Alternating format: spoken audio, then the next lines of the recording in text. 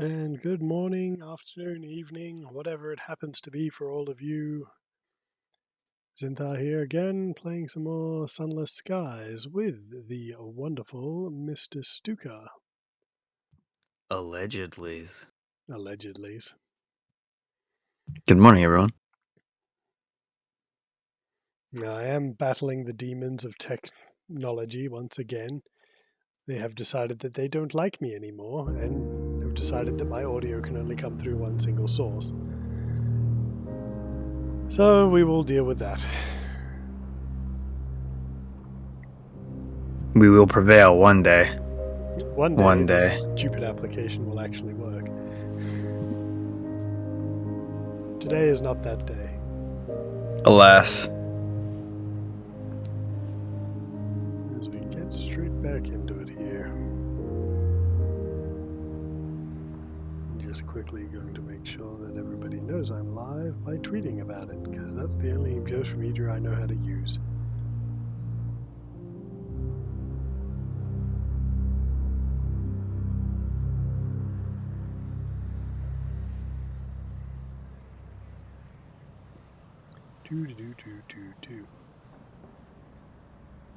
Doot doot.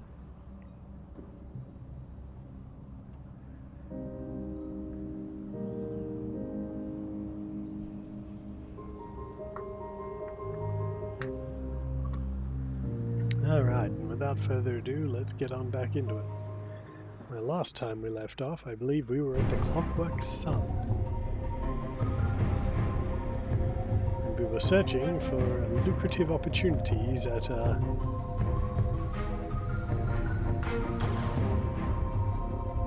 and some quantities at the mausoleum. Very nice. Have some ammunition to deliver. I believe that needs to go to fireworks for Parliament. Yes, the floating Parliament. And they wish to buy some Ministry approved literature, which we can pick up at the something called handsome quantities at the mausoleum. We are still very close to death, though.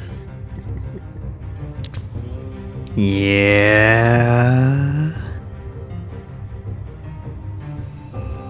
Alrighty. Well, I think we've done all we can here at the Clockwork Sun. I suppose we could just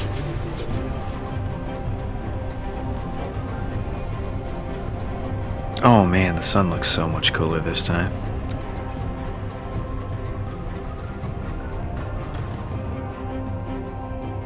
He said that floating Parliament should be around here somewhere.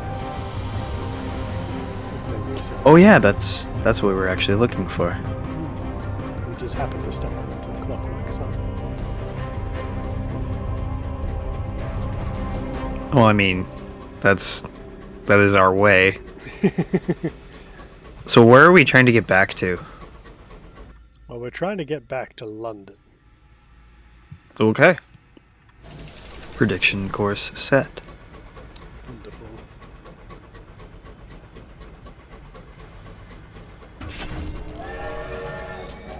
Oh, we're getting some levels already. I think we should probably invest a little bit into hearts, though. They're quite low.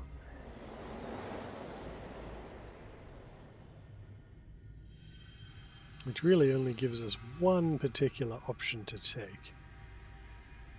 The comforts of every well-to-do household rely upon the scurrying, grinding works of its servants. You know this firsthand. Yes, this does sound like something that Zinthar would do, go and mingle with the servants to try and drum up some malcontent. That's our boy. Wait, is this the Zinthar a boy or a girl? I can't remember. I think it's a boy. Non-specific, I believe, more than likely. Bloody hell, you never know anymore. Ah, I know. We took them for all they were worth. You skimmed from the silverware and palmed the odd half-sovereign. Once you helped yourself to a pair of gloves and a silk scarf. They had so much they never noticed. Yes, good.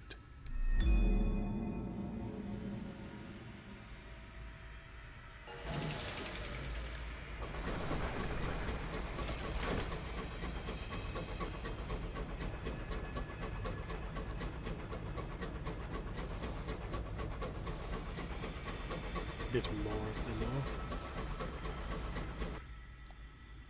Going a bit too north though.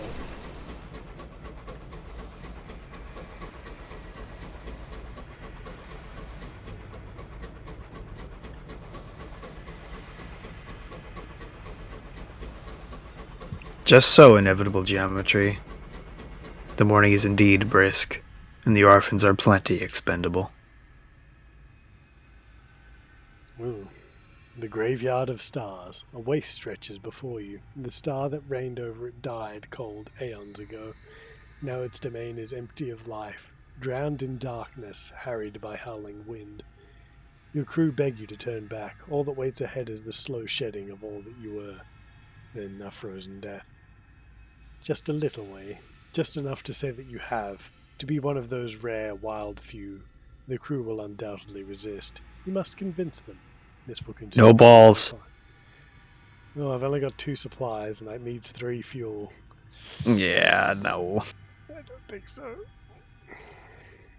It would be nice, but 1 fuel in the north, maybe later. Yeah. We shall head back down this way.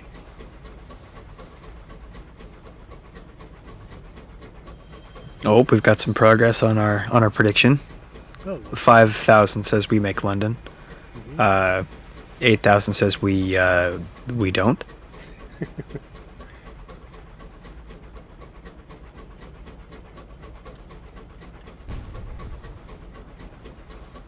Oh yeah, bud. You know what? That's it. Spend the goob if you got it. Only way to make more.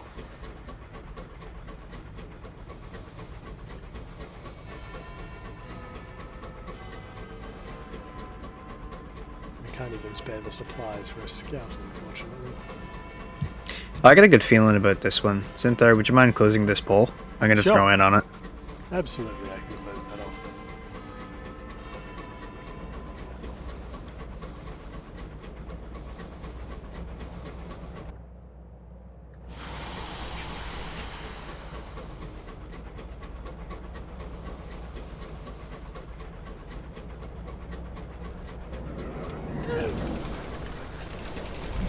Run, you fools! Fly, you fools. Oh, that is a big... Oh, yeah. Oh, my lord.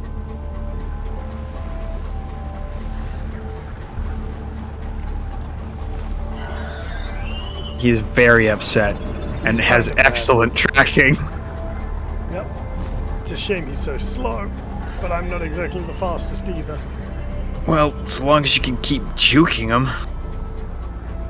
Fuck challenge. you, get in there, you sucker! Yeah, drink my maelstrom, bitch!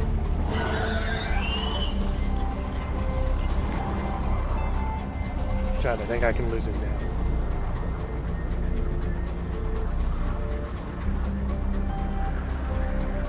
Well, I mean... I think he could have fucked him up. I think he's still coming. Ooh, Yeah, he's not... Yeah, oh. Yeah, Ministry Approved Literature. Lovely. Ah, freebie. You missed me, you piece of shit.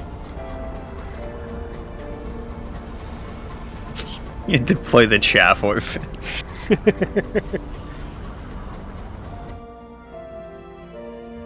Shoo. By some miracle, we survived. Oh, yeah. Maze Hughes. His heart's in the right place. Although 35,000 goob says we don't make it back. That's quite a bit of goob.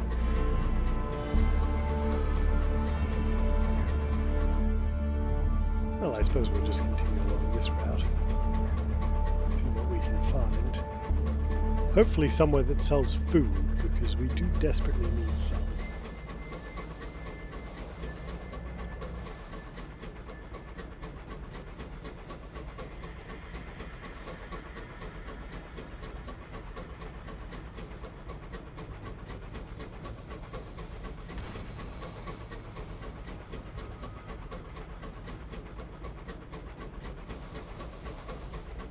Well, I mean, it's understandable, Kai. To be fair, you gotta spend your goob on a horrible decision somewhere. May as well be here.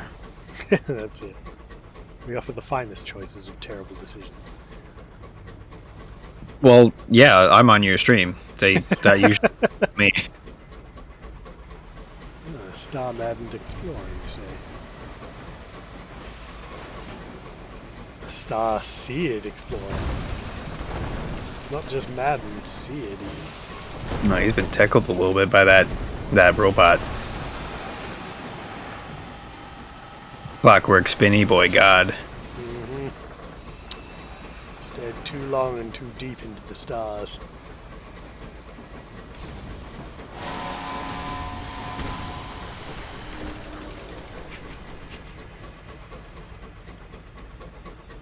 I didn't say I was done with you yet.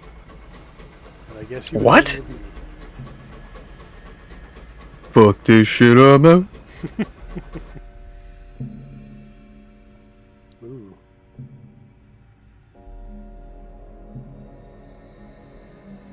We got plenty of hull. An engineer has made an alarming discovery. An undetonated shell from the recent battle has penetrated your hull and lodged in a cavity under the plating. It's still there, Oh, balls. buried in a nest of pipes. Well, we've got more than enough hull. That'll happen.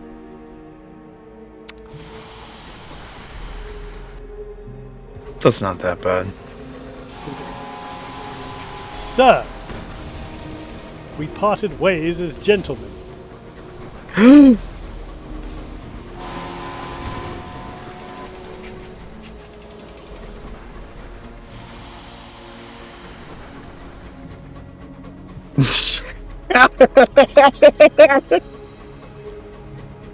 Leave him with his choice. He just made it again. Let's let him have it. It's all yours, buddy.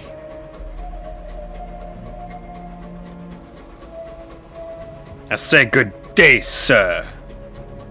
This engine is leaving a trail of shattered glass behind.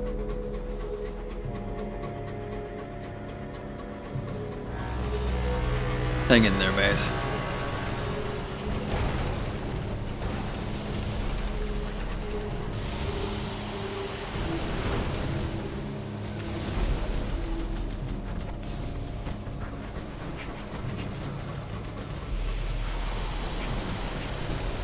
Ooh.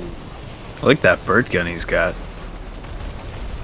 Ugh, Oh no, he's pissed off the other one. it's a little stingy, but I can dodge it. Oh, are you kidding me? He's back for seconds. Or possibly thirds. Oh man. You know what? You can all fight it out amongst yourselves. Except for you.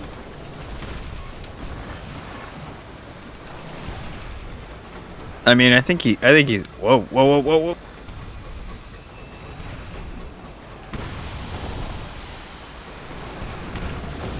Oh, wow, wow, wow, wow, wow. I'm not okay.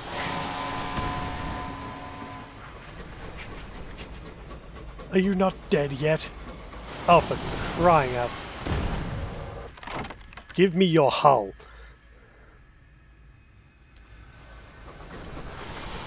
Nice timing. All these people who can't read. This is the please leave, not the come and say hello.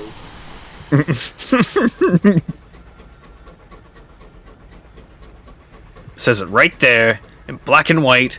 Fuck off. I'll get the orphans to spell it out in semaphore for you if you'd like. We'll assemble them on the deck. They will do the hand signs. It's London. Oh my lord, it's complete pandemonium warfare up here.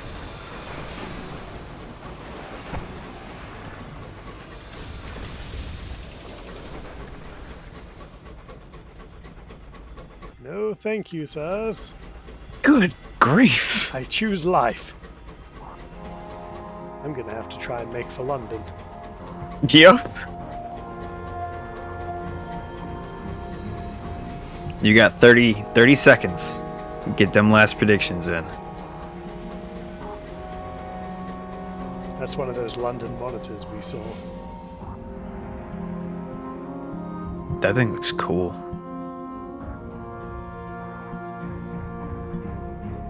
A 47% chance.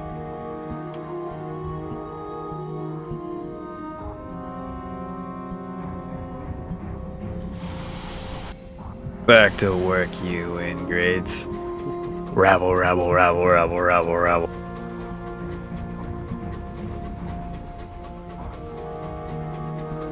Sunless Sands is what I always thought. Ooh, sands. It'd be kind of neat to do, get yourself a crazy Hassan's camel and go through the desert a little bit. Oh, thank you very much, Inevitable Geometry.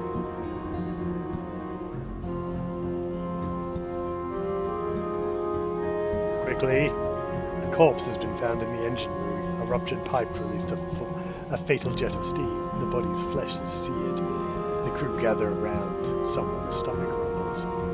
Get rid of the body. Wash the body and wrap it in muslin. Gather the crew. Conduct a simple ceremony and mutter a handful of platitudes. Was the deceased really an example of diligence or forthright or well-mannered? Afterwards, open an external hatch and give the dead to the winds and the cold and the grey ghostly mists. Yeah, yeet. We're almost to London, gentlemen. You can contain thine hunger for a moment. Oh, don't worry about it, Fogelter. A lot of people get their their mistakes made for them.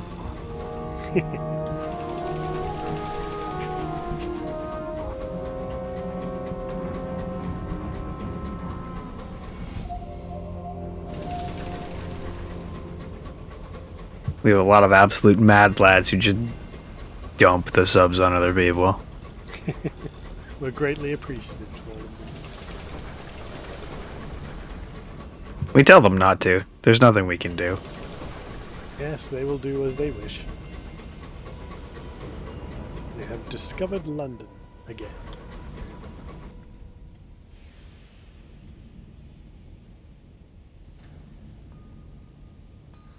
Oof.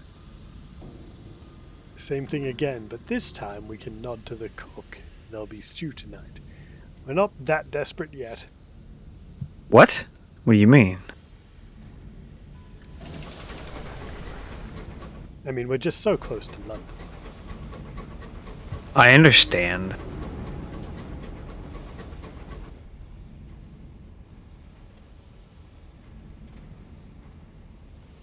The first hit is free.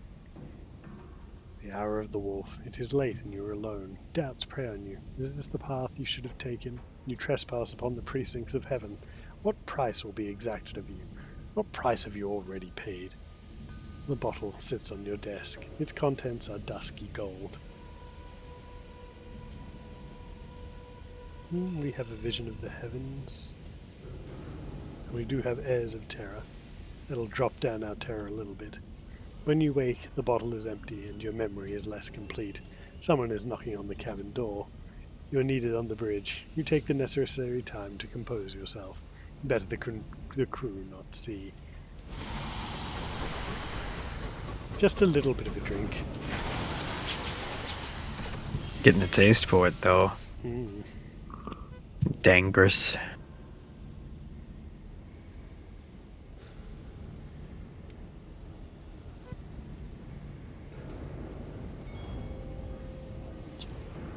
We'll get our crew back. See if we can reduce our terror a little bit.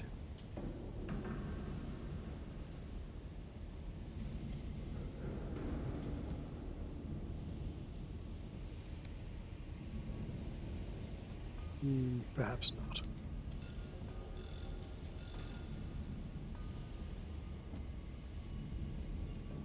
We will be repairing our locomotive, though, that is absolutely for sure.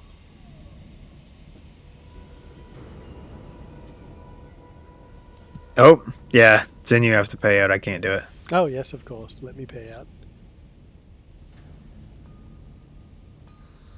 We made London. Congratulations to all the winners.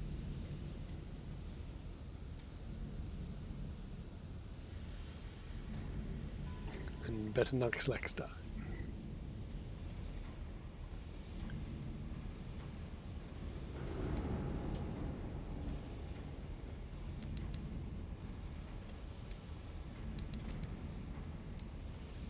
Yeah, now we're much better provisioned.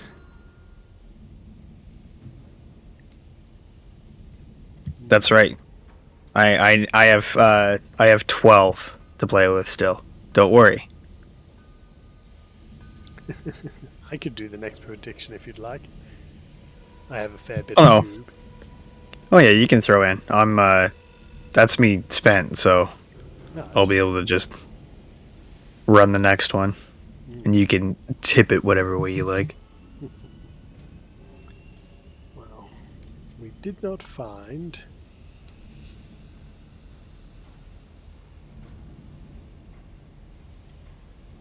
perhaps not. We didn't find it. Voting Parliament lies to the west of London. I thought it said northwest last time. Northwest of London. Ah, I was mixing them up. Well, that is my fault.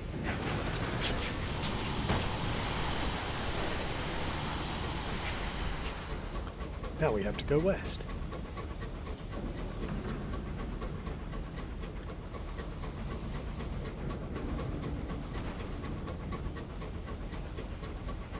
Yeah, it's a hefty chunk of goop there.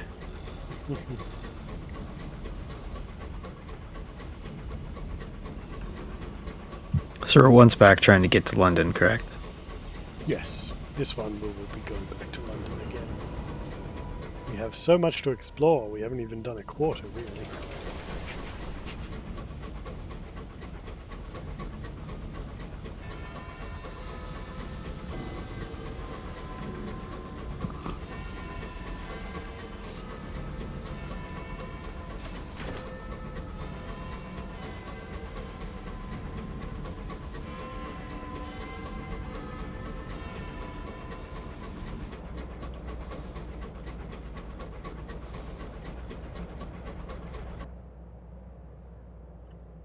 Yes, we are going west.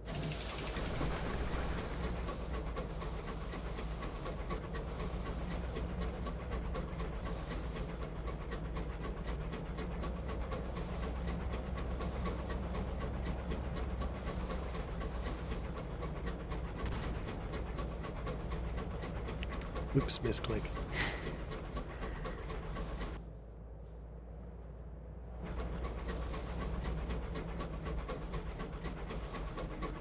Oh, another graveyard.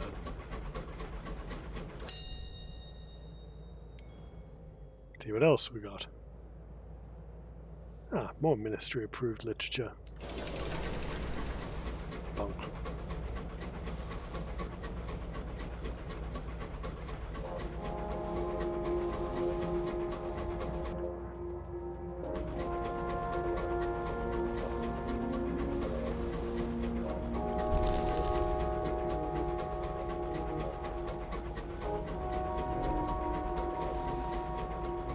There's always more goop to lose. Ah, some loot.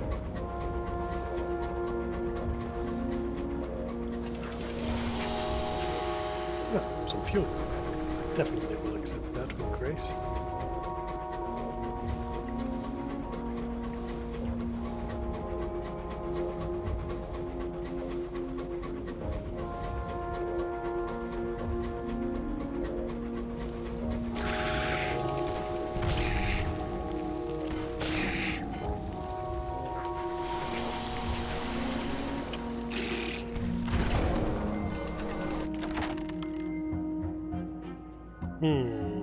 Drill for scraps of digestible meat. No, unfortunately we cannot. But we will get some sovereigns from it at least.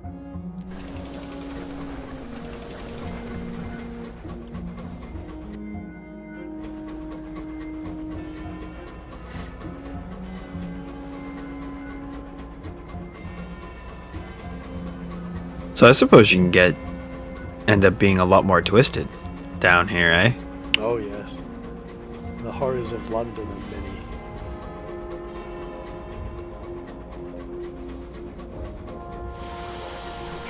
found something here.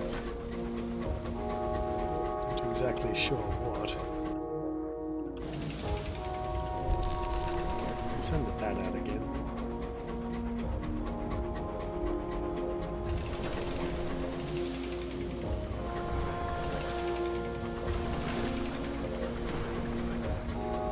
Oh. Large Benjamin. The Tower of Chimes. Big old large Benji. So they had a brilliant idea. They decided that Big Ben needed to come to the sky with them. So what they did is they turned it into the world's first rocket. And it seems to have had mixed results. Yeah, I guess so.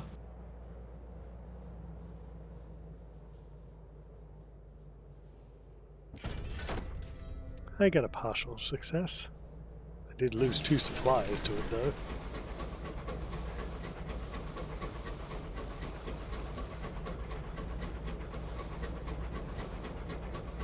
No, I'm an ignorant putz. I wouldn't know that, Kai. Isn't Big Ben the bell in the tower? No, it refers to the clock as far as I'm aware. That's what I thought, but I would not know. I can't put my hand on my heart and say that is the truth of the matter, but that's what my memory says.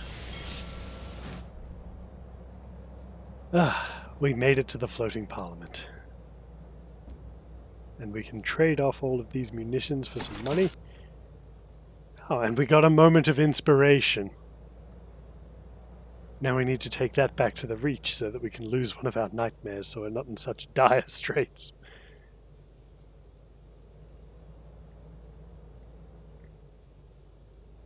The nickname for the Great Bell of the Great Clock of Westminster at the north end of the Palace of Westminster of London, England, and the name is frequently extended to refer also to the clock in the clock tower. There you go. It's technically both are true. Thanks for posting that. Greatly appreciated. Caddies of dried tea. I don't know if I know anyone who needs dried tea, but I can take a couple. We'll take 3 caddies of tea. It's still a net gain. And they do sell supplies here, very good. Quite cheap as well.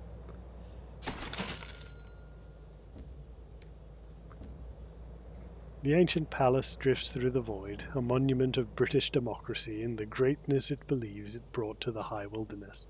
An elderly guard watches with suspicion as you dock, but relaxes at the sight of fellow Londoners.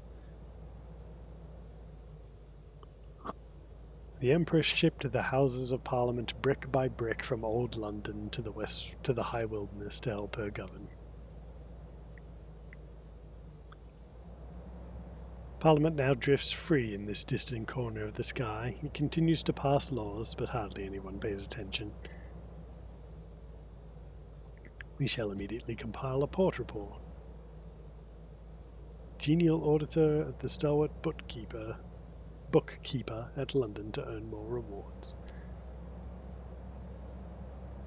We shall say hello to the people. Smiling, nervous young people greet you as you disembark. Excuse us, the man in yellow rosette calls. Excuse me, a minute of your time. A smiling man wearing the rosette cuts in first. Captain, join our campaign to celebrate Albion and restore old-school patriotism to the land by officially renaming Wednesday as Victoria Day. Praise her renewed majesty for all she has. The smiling woman wearing the green rosette effortlessly cuts in. For killing democracy? For our subjugation? No, Captain, we must make a stand for freedom. We must show the Empress that we will not just sit idle. Join us as we triumphantly rename her precious Victoria sponge to the People's Cake. They look at you with hungry expectancy. Expect this. And eggplant. Keep walking. I'm feeling that personally. Fuck their shit. That's dumb. Yeah. Ah, yes. truly sticking it to the man or woman as it may be by changing the name of a cake in a day. The two of them show no interest in following you. They continue looking for new arrivals willing to take part in the process, presumably ones who don't know full well that Parliament hasn't been in the position to pass laws in years. So much for saying that they passed laws like up here that nobody listens to. Yeah. So much for that. I'm sure they passed them, but it's like, is a law if it's unenforced? Well, it's more guidelines. Yeah, exactly. Probably shouldn't do that, but we're gonna tell you not to, but if you get hurt, you can't sue us for saying you couldn't.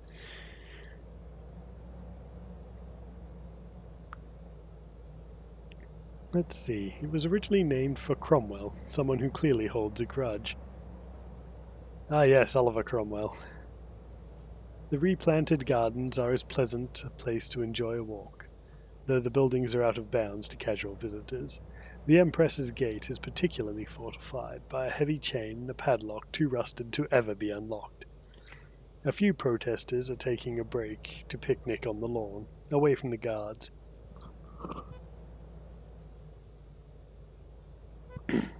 Braver or more foolhardy ones sit to the aisle's edge, swinging their legs over the sky as they eat their sandwiches. It's near them that you spot the fellow in a suit, swaying uncertainly. His footsteps have taken him precariously close to the edge. Nobody seems to have noticed. Mr. Darwin would no doubt approve. That's just a very nice sentence. I don't know. That's on you, Captain. Down you go. The drunk man peers over the edge and begins relieving himself. Finished and content, he bends over to adjust his clothing and topples into the abyss. A small army of civil servants soon swarm from the nearest gate, peering over and already arguing over who will buy the memorial sapling. They do not seem particularly shocked and or surprised, merely inconvenienced. A tap on your shoulder distracts you. Excuse us. He glances you up and down. Yes, very suitable. A moment of your time. Uh-oh. What does it mean? When it says you are advancing your parliamentary... What does that mean? Is that bad? Sounds pretty bad. Sounds pretty bad. He sits at a huge mahogany desk in prestigious Downing corridor. Your conversation doesn't distract him from the writing notes in the margins of endless pieces of paperwork. He pauses his scribbling only to sip from a large cup of stone-cold tea, or to scratch his head with the pen's long silvery nib. He looks down his nose at you with the grim expression of a headmaster waiting for an excuse to break out his favourite birch rod. Mahogany. Mahogany. Tea? Ah, yes, I will call for some tea. The loss of our dear Minister for... He hesitates, covertly checking a file. Walbury Juxtamer. Yes, is a tragedy, but we must move on. You seem just the sort I'm looking for. Lucid, breathing. Have you considered a career in politics? He holds up a hand. No, I don't care about history or affiliations. A bum in a chair will suffice. The Department of Albion Affairs would be a suitable starting position. If you are interested, I will set the wheels in motion. Well, now we have to go to Walbury Juxtamer.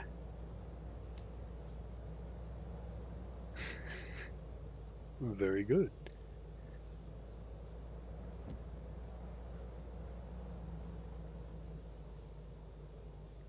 The Parliament has little power, but at least there is a chance it might listen.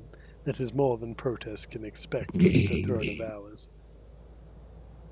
The protesters raise their voices with a spirit of camaraderie, and a united belief that words can still make the world a better place, with neither anger in their words nor violence in their demands. At 3 on the dot, the huge portcullis opens, and the protesters are served tea, scones, little cucumber sandwiches, cut into triangles. A little recognition of the protesters' ongoing service to this most vital part of British democracy. No, I'll join the protest. I'd like cucumber sandwiches. You scream until hoarse, wave borrowed placards, and invent witty slogans that trip off the tongue and are quickly picked up by those around you.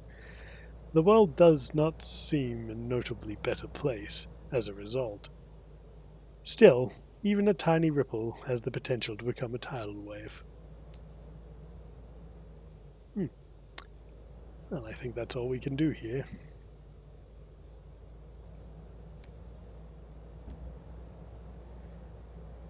Well, we're full up on supplies, but we do need more fuel. I wonder where Welbury Juxtamare is.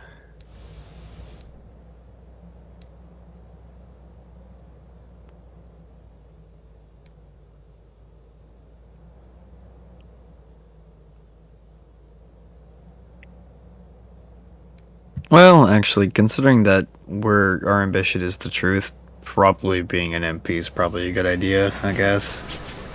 It can't hurt too much, I'm sure.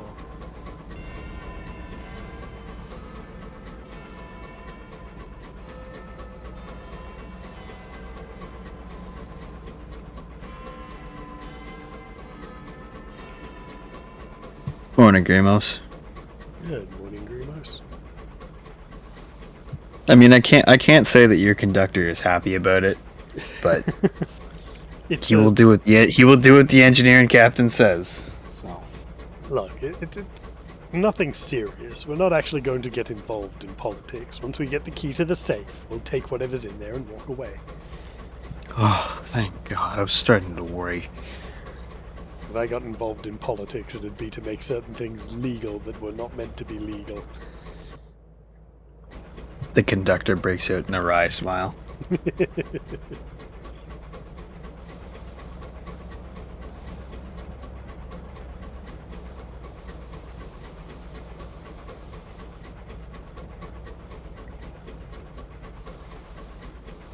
don't know, the way we're going, our truth is going to be bathed in vermouth.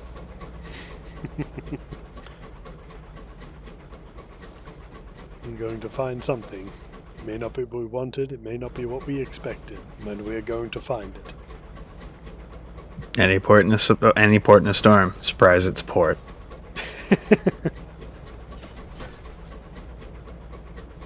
The good stuff, too. No, Mad Train wine is not the good stuff.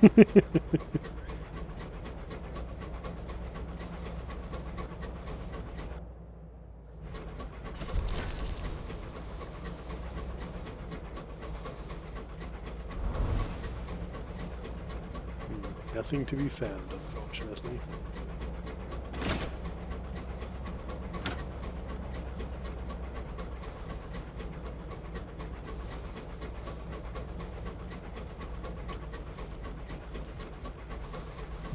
I thought the other map was super cool, but like, I'm enjoying this one a little bit more because of the damage and the dereliction, and just like the bits of stuff floating around.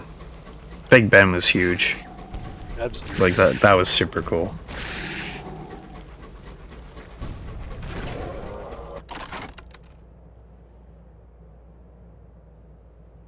You're not wrong, Kai. Like, the artwork is just fantastic. I love just marveling at everything we see.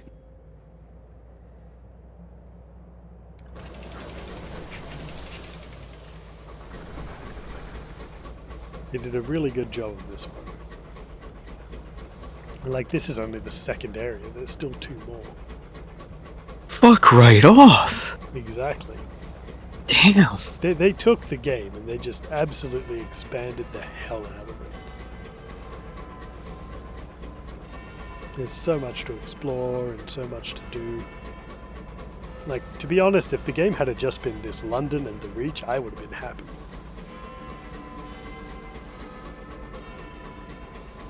Good lord. So, like, where else can you go? Well, like, what are the other 2 areas? There's the Blue Kingdom, which is the land of the dead. Okay. And then there's Eleutheria, which is somewhere in the sky. Oh, hello, we have problems. Astro Heaven? Uh, think more of where the dream snakes live.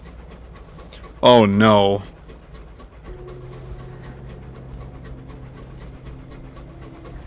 Oh no. No.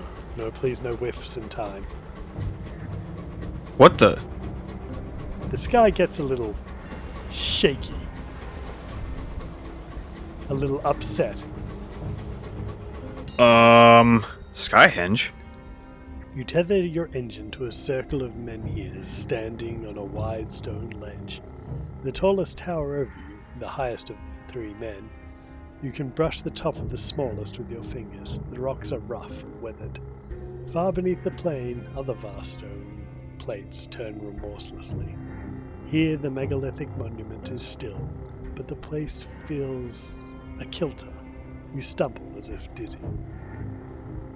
The volume must be turned up to 11.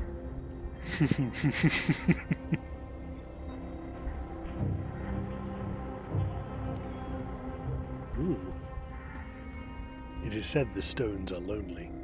You lean your head against the cold rock and murmur a tale of adventure to a hollow in the stones. It doesn't take long. You pull back from the menhir. The air hangs still. Someone swears. A stranger staggers towards you from between two stones. Their clothes are outdated, their fashion several years old. They head towards you, but you are not the captain they expected. The new arrival is eager to board your locomotive. They'll take any role just to get away. That sucks we can't take them. We should bring some hours here next time.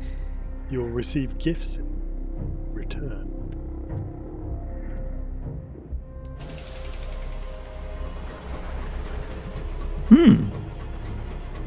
The sky is twisting. Yeah, this guy's very upset.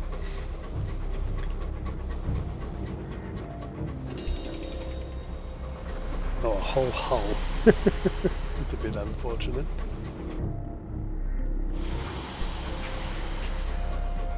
Can I go under here, or will I just bump it?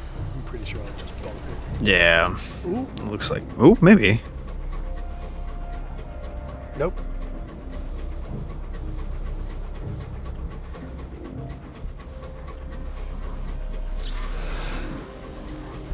You look very cranky. Screams geometrically. What the fuck?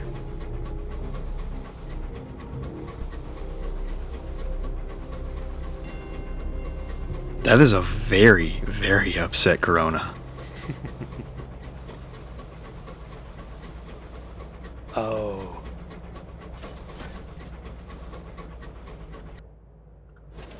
What's up? I think we've come home.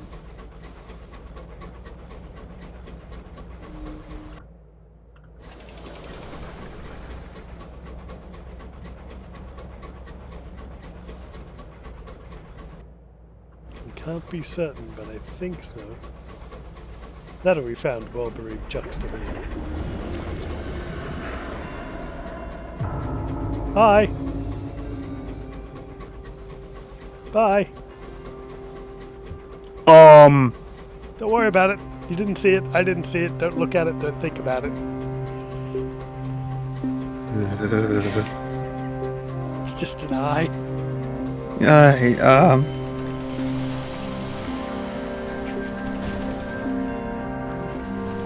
we found well-buried juxtaposition.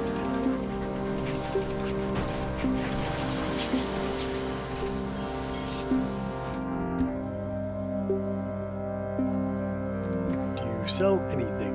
Ah, good. You sell much stuff.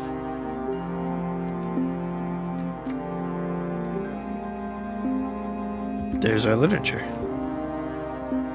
Yes, we can buy some more. Just want to check how much I need for that. For a hundo, though. Yikes. Yes. It sells for a hundo, so it's not terrible. Deliver 5 or shouldn't have bought those caddies of tea.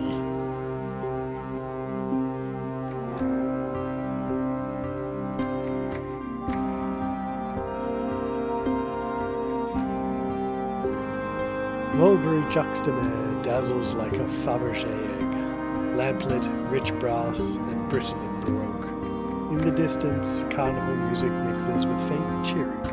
A queue twists and snarls along the dock. Visitors are not allowed to just stroll into port. They must be admitted. Every fortnight, the Bureau of Entertainment holds a lottery to give out a number of porpoise passes, which grant free admittance. The queue for these is long, but it's the only way into the port.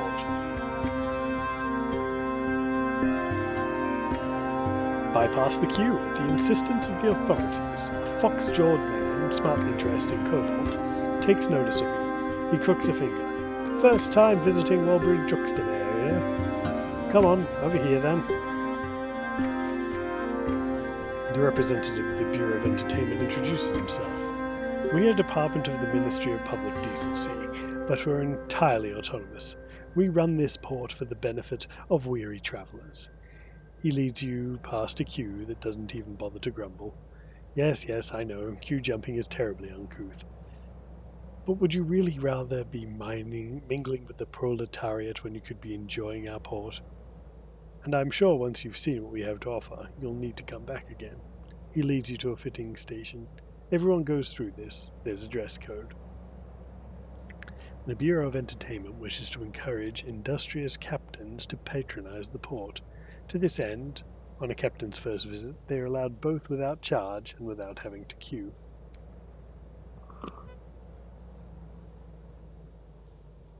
Hell yeah, the Delph.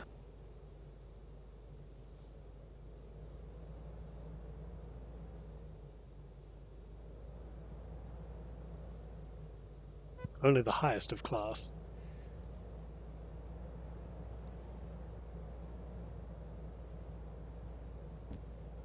We shall receive an explanation. In a droll voice, the courtier, who would be anywhere between 17 and 39, explains, Mulberry Juxtamer, the perfect holiday destination, enhanced by visitor adherence to the dress code. Do not fear, it is all to enhance the experience you have while with us. In addition, and as a reassurance about the stringless nature of our generosity, I should inform you the mists are corrosive and will eat through your regular garments. We provide access to a full wardrobe of coats, waistcoats, frock coats, dresses, dress shirts, breeches, boots, bustiers, and more, to ensure your own remain intact. We love to see familiar faces. It wouldn't do to put you off. Now pick one item, and I'll choose you an outfit that suits. Cool. Oh, a finely tailored coat. Draped across an army of smiling porcelain mannequins is an armament of coats in every size, all sumptuously designed, all perfect, just like you. The courtier calls two women from the door. You hadn't realized was there. They are tall, sinewy, and sepia-skinned, with the bluest eyes. As before, as always, my assistants will do everything they can for you, mate. The women are efficient but impersonal, their attention bereft of interest. Whenever you attempt to don something that doesn't quite fit your ensemble, they remove that offering garment and replace it with an inventory of superior options. When you finally dismiss the women, the courtier considers you for a long moment. He turns to a wardrobe and hands you several garments, all your size. Once you're dressed, he dismisses you, shooing you into the Mulberry Juxtamer. Our clothes are as new. I can't believe you didn't get a kilt, man. I just couldn't resist the allure of a finely tailored coat. It's understandable. Stand for Parliament. Well, we'll write a port report, of course. Costs 50 sovereigns to stand. It is refunded if you win. Ooh. Does take heart, so we've only got a 28% chance. Damn! I can do a few more of those. No, we only get to do it once. We have to come back when we have more time. That's fine.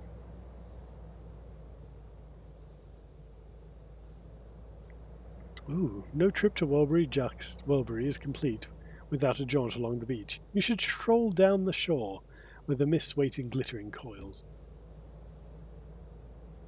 The beach, of course, it is a beach. What else could it be? It is a stretch of pale particulates, then rolling mists. The air smells of salt and things that mummified in the sun, of cinnamon and licorice. It is pebbles and grains of blue glass, tendrils of something curious and organic, worm-like growths tufting through the sediment. This is exactly what beaches are.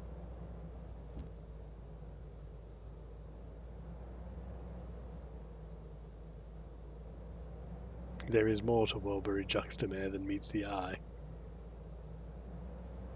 Precisely like every other weekend destination, shabbier than advertised and bristling with ways to spend more money than intended.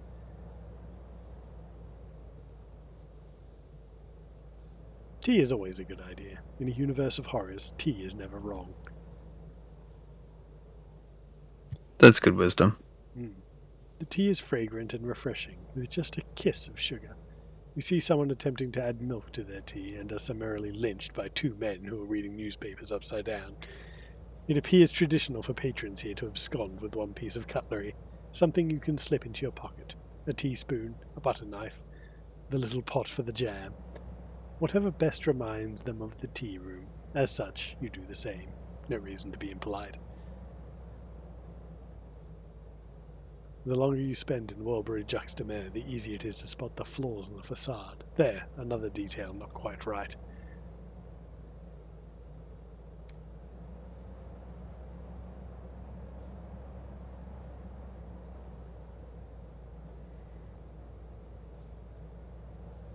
We can wander onwards. Uh-oh. I like how it lets you think about what was in your tea. Oh no. There's a nice little skull over there. I'm sure that doesn't bode poorly. Indeed. Oh, we could take a donkey ride.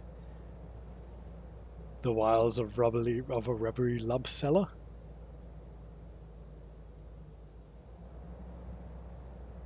Or we could try and investigate the weirdness of Wilbury-Juxtamare.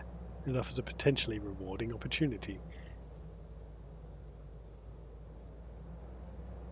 That looks like it's just going to generate more and more terror, and I'd like to lose terror at this point. 25 terror? Oh no. Yeah, that's a lot. I'm going to... Can't handle that. That's too much. It's too much. Did you throw it on that pole? Oh, I did not. Whoops. Excellent. Excellent. That's good. Welcome back, Maze. Hope you enjoyed your shower. I shall ride the donkey. The donkey you've been assigned to is petite and even-tempered. It heads mostly well-formed. Pity about the one that had failed to correctly bud. It drags along the sand, its flesh in ribbons. You stumble from your donkey, weak at the knees, its voice still razoring against the inside of your skull. What?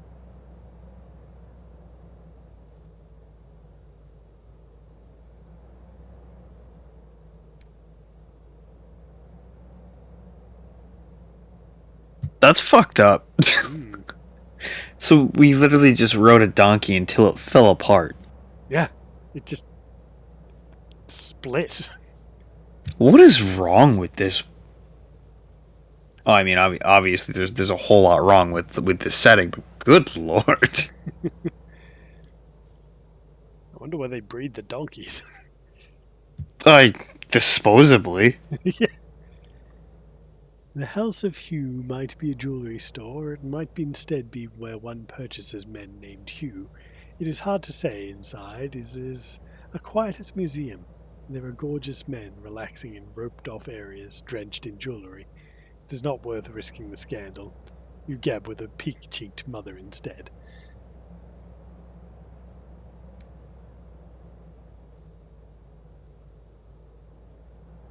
Cold frissons down your spine, dragging your attention southward. Oh dear, your clothes are in tatters.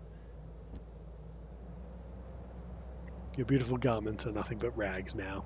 Well-dressed onlookers gawk and giggle, whisper and point. You look bedraggled, shabby, and worst of all, unfashionable. You have exhausted these opportunities for now. Yeah, that's true, Maze. The answer I was looking for was yes.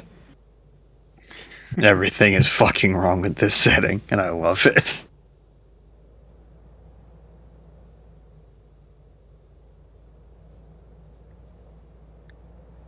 Well, perhaps not. We should be on our way. We do need to pick up 3 more literature, but I think we can waste some time and sell some tea and some panes of glass.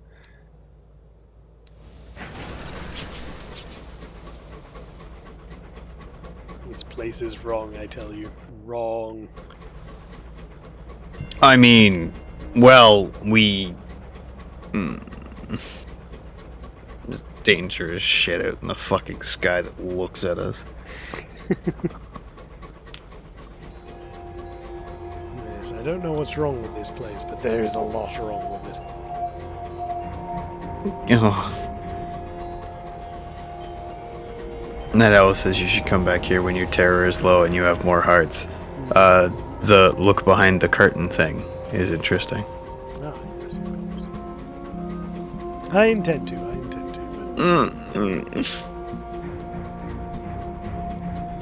we saw this. Brian, our response. Yeah. Everyone, give it to the big one.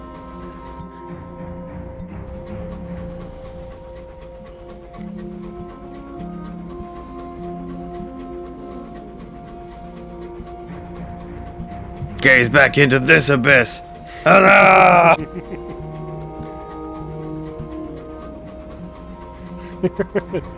Pressed ham with gravy, or perhaps maybe a little bit of the fruit bowl. No, we prefer to hang on this train.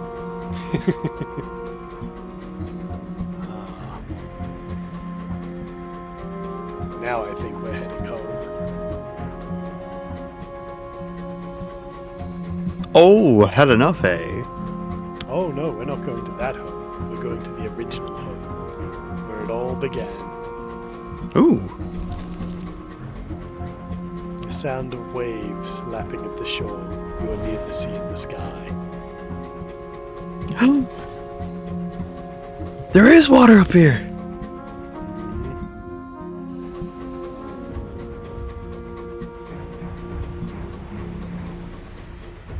Look, dogs, I don't always say the most brilliant shit, to be fair.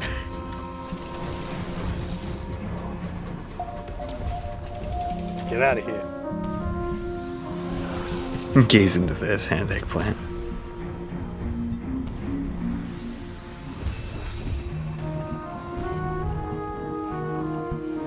They've got some cool projectiles. Do not make me go in. I will, you know. It's like fighting you Dragon Ball Z style.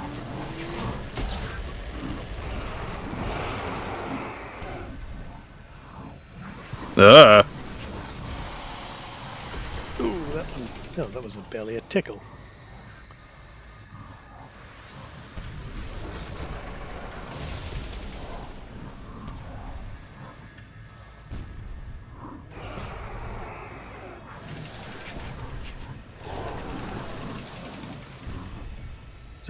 Sir, please.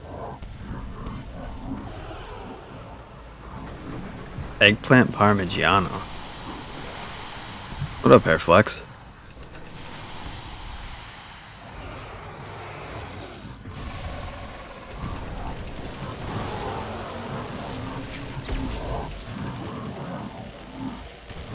The expiration of those projectiles are unthinkable, unfathomable truths of the world. Be warned, traveler.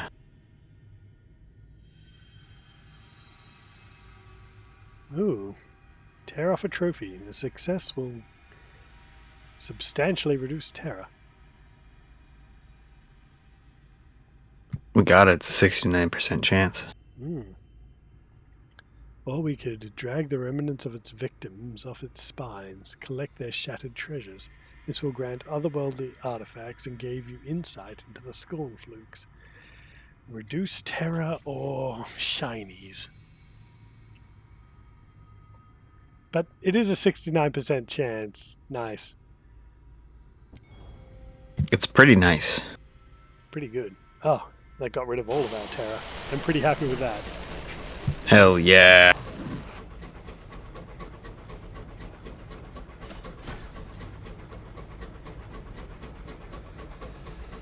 We can spend slightly longer in the sky now.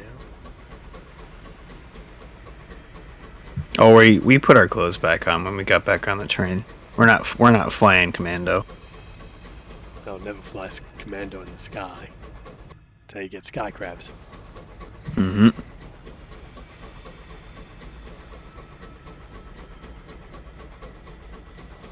Where you get that butt fog. Ugh.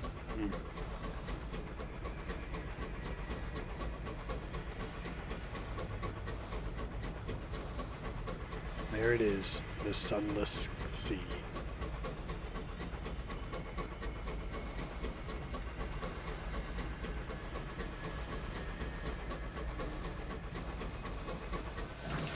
Princess is intrigued. Is this Avid Horizon?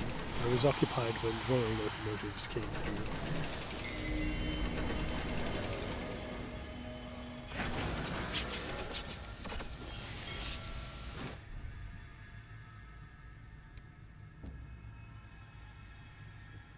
Some ammunition and some supplies. No fuel though, that's a shame. The Avid Horizon consists of 3 parts: the Home Office, clinging to a pillar of ice, the gate through which Londoners entered the sky, flanked by towering statues, and the quiet sea, whose waters are home to those who left behind.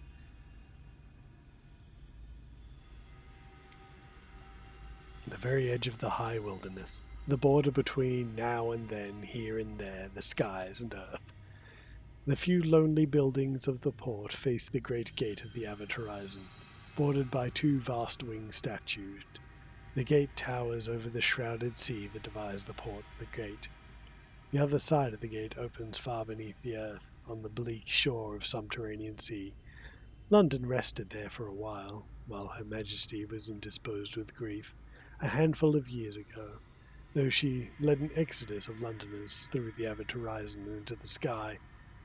You were among them. Do you remember how you came to this place? A memory of welcome. You fled London for a freer horizon. Escape into the light. When the London was underground in the dark, your beliefs were permissible. But when Her Renewed Majesty turned her attentions to the stars, tyranny grew. It was only a matter of time before the newly invigorated Ministry of Public Decency caught you.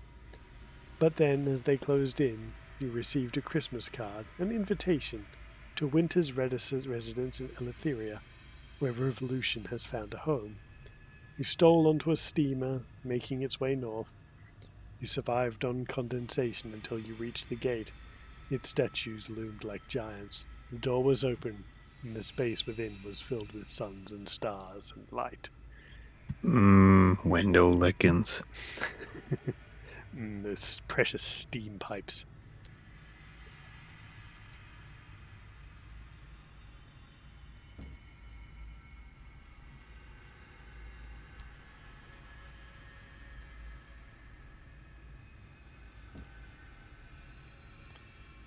A satisfactory scientific answer has yet to be presented. Theories have sprouted like mushrooms in its place. Some say that the gate was opened, the undersea spilled through, filling the sky like a leaky tap fills a sink, until Her Majesty's government was able to plug it. Others believe the sea to be, variously, the effluvia of the murdered sun, amniotic fluid to support the generation of new suns, the fault of the Royal Society, an industrial accident covered up by one of the work-worlds, the tears of Her Renewed Majesty for her dead prince. To reach the sea now, one must travel to the stair to the sea along the ice shelf from the Home Office.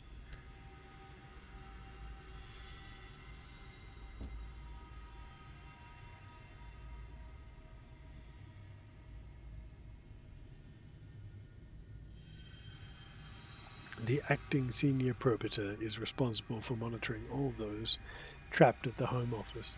The detainees forbidden entry to Albion with no way back through the gate. He sits behind a little desk in an echoing hallway of the manor. He keeps 3 things on his desk: a wind-up clock, 2 battered mugs. He serves you coolly. You're welcome to take a look around, though we have precious little in the way of diversions. Have you been out to the flotilla? I must ask you not to pay too much attention to the cultists, and if you have not, I'd recommend staying away. There are good reasons they were never allowed into Albion.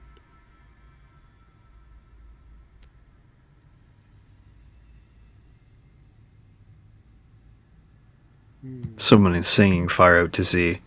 The probator slams the window.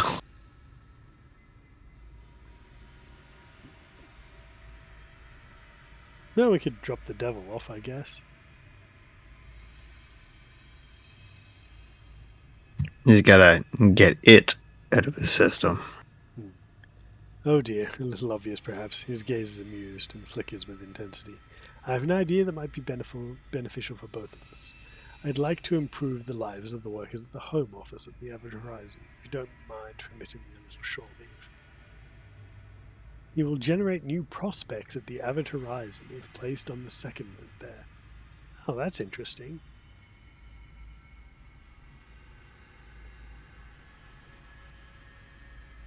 You know what? I will allow it.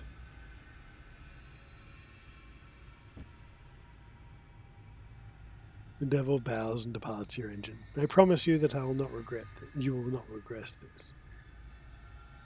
As he opens the doors to the bureau and hands the acting senior probator his hats. Take this, will you? He looks about him with a cool glare. There are going to be some changes around here. The door swings shut behind him.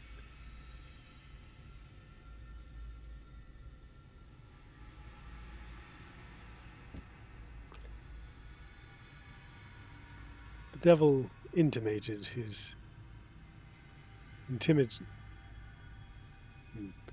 He has his improvements in mind for the Home Bureau. He is not concerned about the objection of current staff, and has requested shore leave to put his plans into motion. This place, he tells you, sipping a cocktail of honey and wine, is a testament to the folly of honest work. I intend to prove it.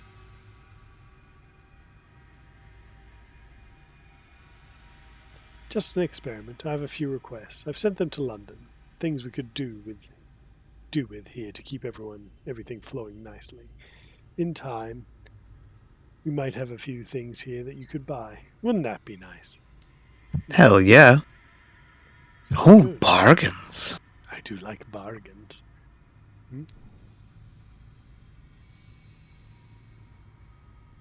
Oh, that's a water break. Nope. Water break. Thank you.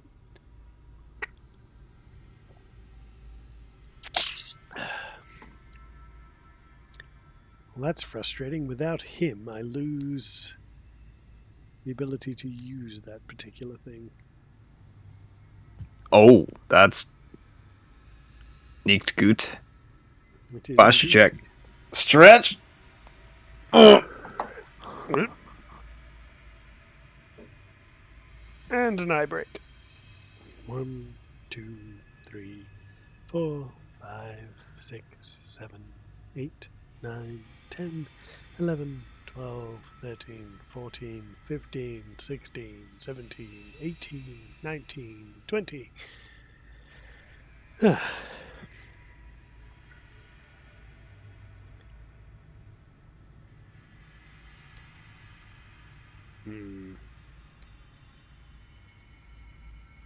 Oh, come on.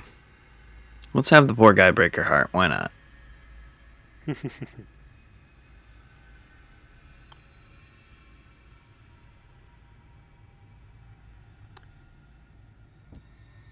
Play me a tune. You're the piano man.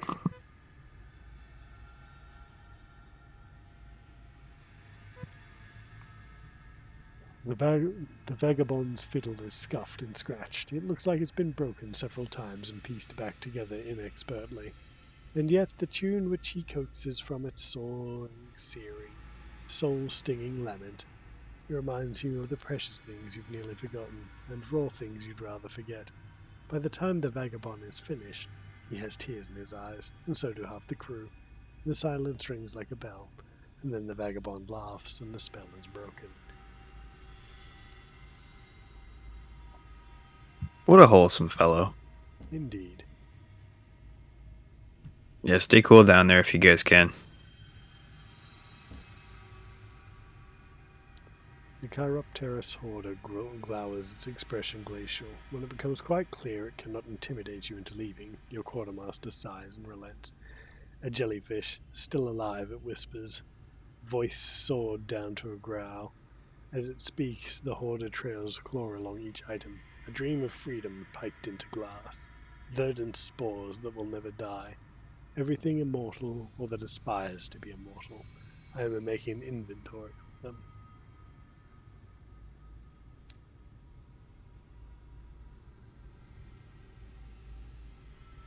Hell yeah, he's one of the boys.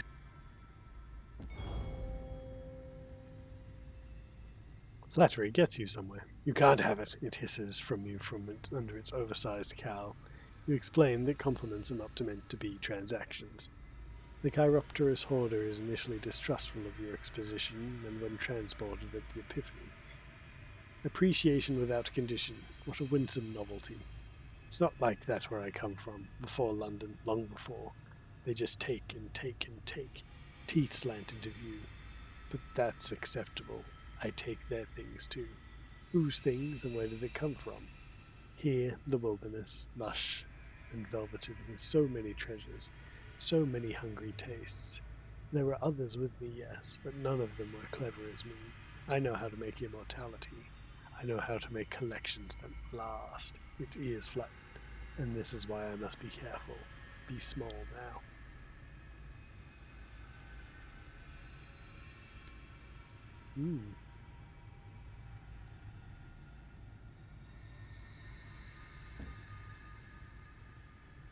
I have a dream, it confides, picking at the hem of its claret cloak. An ear, long and velveteen, droops from its cowl. An old dream, an excellent dream. I would make my collection perfect. To do this, there is a corpse I must visit. Your kind named it Faith's Fall. Appropriate, I think, if I could travel there. If I had help in Bronzewood, I could build the thing that I need. For a moment its eyes are the universe, garbed and glorious with stars. But you couldn't spare the crew, or the timber, or the time. Not for me. No, not for me. It ducks its head. Crested Aw, Big man. 6 pieces of bronzewood and 5 spare crew to Faith's Fall in the Reach. Interesting. I'd be petting him. He's a Yeah. good boy. What happened to the other masters of old London? Her Majesty came to regret her arrangement with us. She reneged and fled the 5th city for the sky. Most of my colleagues remained behind, fat and sleek, content at the heart of the new 6th city. But a few of us had languished long enough in the dark. We saw a chance to return home to the heavens. So in secret, a few of us followed you to the sky. Most of us did so quietly. One of us made too much noise, and her renewed majesty overheard. It has a job now. The Horder sniffs. Tragic. Poor bastard. Such a terrible fate.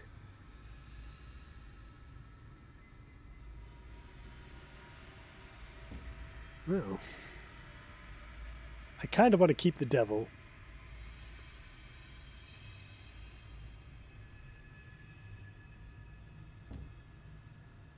Because I need his ability to keep the guns going. Yeah, shame that. Indeed. Fixed it, damn you. Can you put him back there later? Yeah, I can put him back at any point, unless he leaves Okay. the crew. Did I change something else?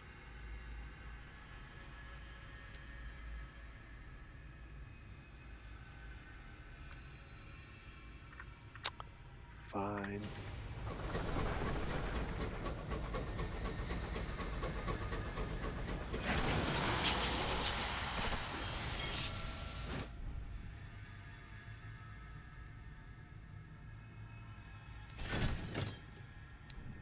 Yes, you said that, but what changed? Mirrors, nails, mirrors, 2 iron, 2 hearts, 6 iron. There we go. Better. I'll need to upgrade my iron again at some point.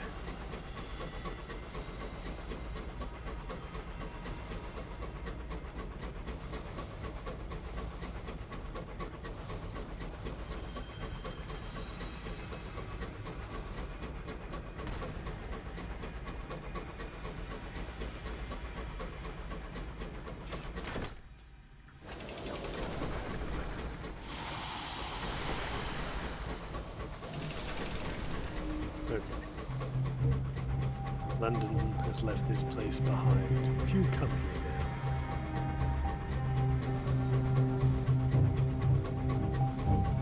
Makes sense, I guess.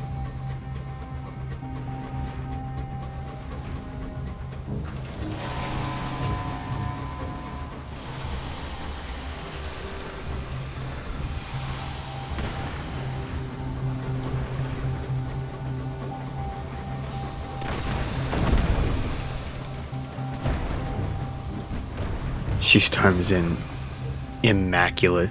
I am unkempt. Oops.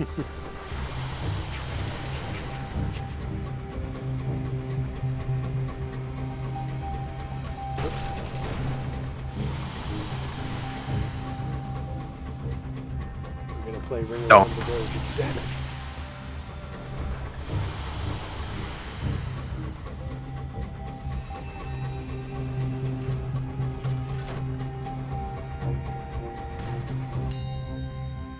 Weft of unraveling time. You have strayed into a place where the weave of time has frayed.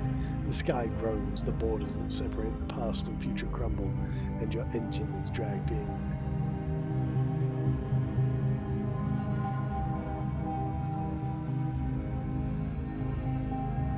They falter, haunted by times they thought they'd left behind, or owed, or cowed by a glimpse of fate's plans. You bark your orders. Drag your locomotive away and don't stop until the past is behind you and the future is in front of you, as it should be. The horological office in London may be able to tell you more about your encounter.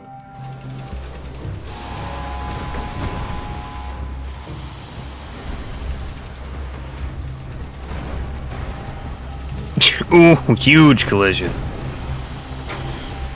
And it's wibbly wobbly timey-wimey.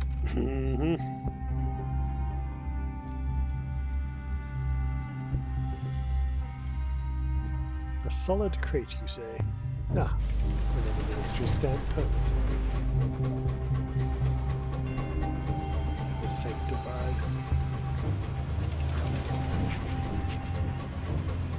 A memory that the slow dark served in the chitter of Z-bats, the welling of gloom. There's the avid horizon itself.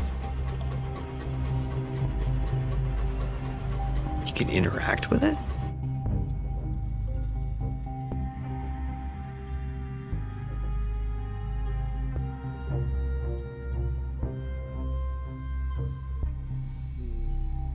Banish the Oathbreaker.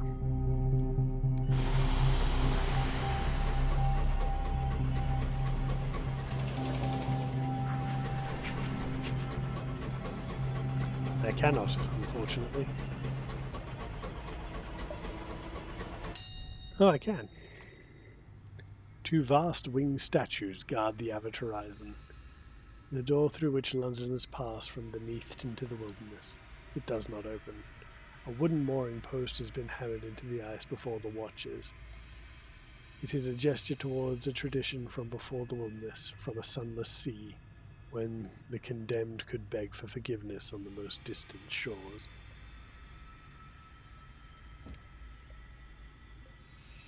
Hell frozen over. This was only ever a place to pass through, never a destination. Bitter cold rimes every surface. A merciless wind passes without effort. Though through even your sky suit, your flesh, your lungs, you'll not stay here long.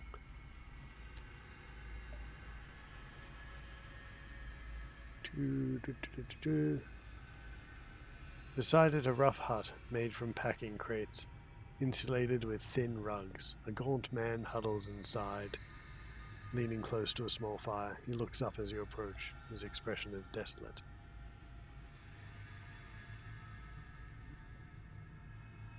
No, I could give him one supply.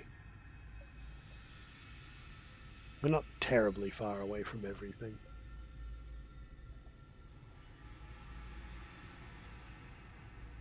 I mean, it's a nice payback to all the times you went to that place up there. It's true. Because, like, was it the Avid Horizon, or I thought it was the Snow Palace, or the Ice Palace, whatever it was. Frostfound. Yeah. Well, we spent a bit of time at the Avid Horizon. That's where we got the Snow Child from, Mr. Sachs. Oh, that's right. Yes. That's usually all I remembered it for. There wasn't much else to do there. We did also take the Venturer up there so that he could translate up into the wilderness first. Yeah, that's true.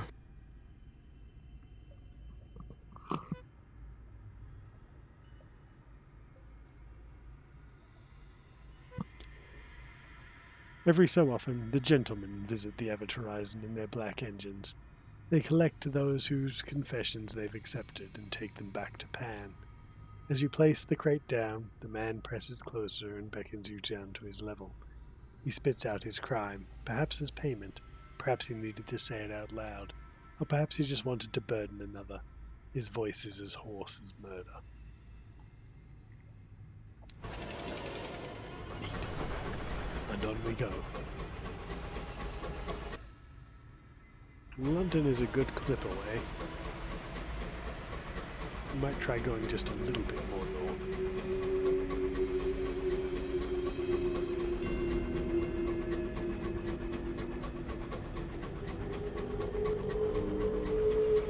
Ships rot on the silent sea. Only gloomy cults and homesick cast-offs dwell here.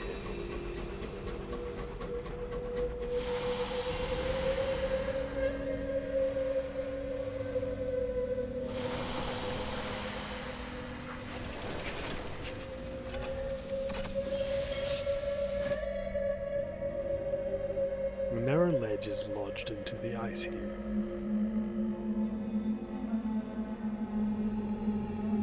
A narrow ledge is lodged into the ice here, a stairway as thin as a shaft of starlight plunges into the mist below. This is the stairway down to the flotilla, a makeshift raft of broken, abandoned ships, home to the similarly broken and abandoned. All came through the Avid Horizon, but were forbidden, for legal reasons, from entering Albion. The nearby Home Office keeps them contained here. Left thus to their own devices, they have formed cults.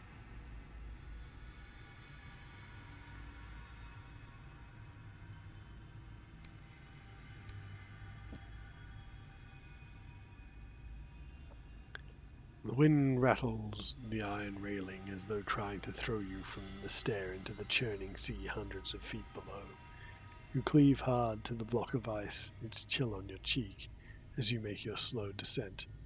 Your fingers are thoroughly frozen by the time you reach the bottom, and stand at the rusted iron platform that marks the beginning of the flotilla.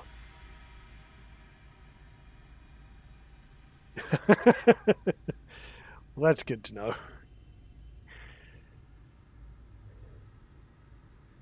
I am terrible with the audio settings, poopy duplius, but, you know, it's good to check.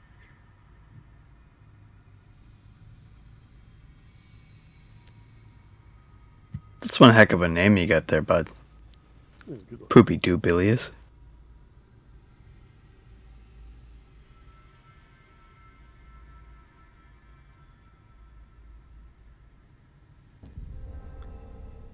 Well, I failed. Two vast wing shapes guard the gate of something like resin, smooth but uneven. It is deep gant, the colour that remains when all other colours have been eaten. Ice crusts over the crack between the valves as you approach. Your breath freezes, falls tinkling from the air. A merciless wind blows from everywhere to everywhere. It passes without effort through your bridge coat, your flesh, your lungs. There is no way forward. Turn back.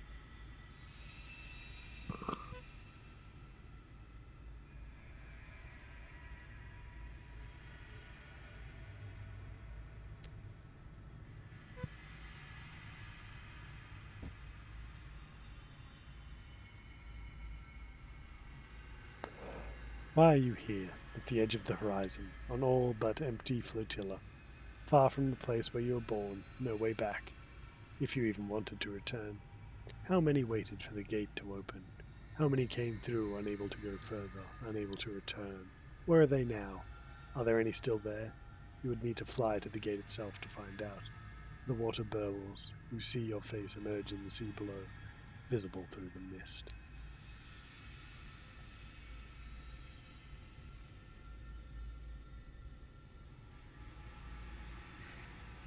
I suppose we will come back later.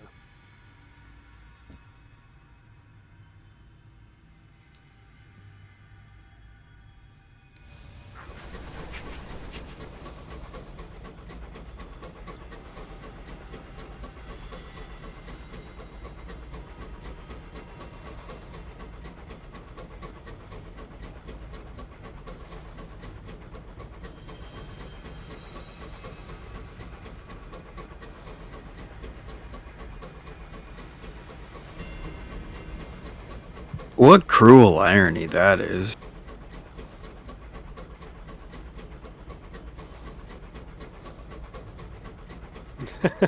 That is terrible irony, unfortunately.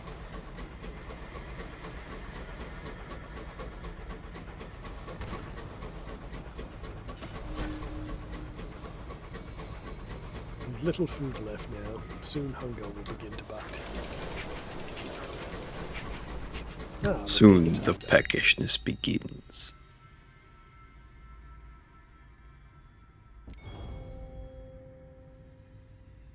Well, we shall go to the galley to scavenge some supplies. Of course there is. Why wouldn't there be?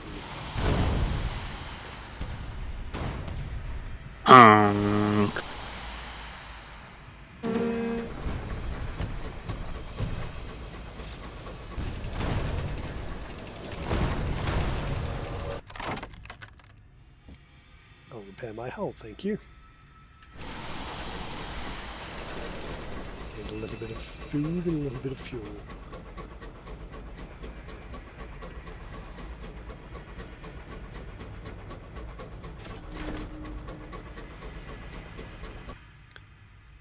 We are a good stretch away from London. We should try and make it way back.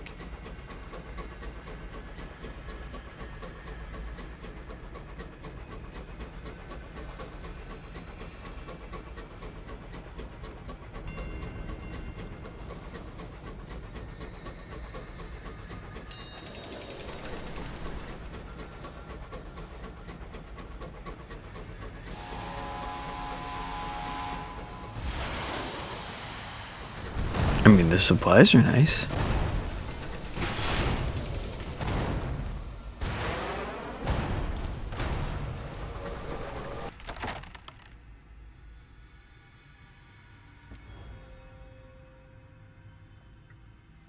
Yeah, some rolls of thirsty bombazine. That'll be nice. I'm gonna have to switch off the lights though, because I need to conserve the fuel.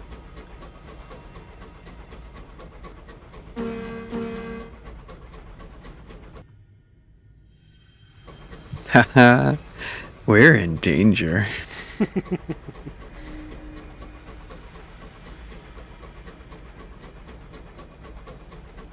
Oop, wasn't paying attention, sorry. I forgot that I didn't have my light on, so it didn't let me see through it.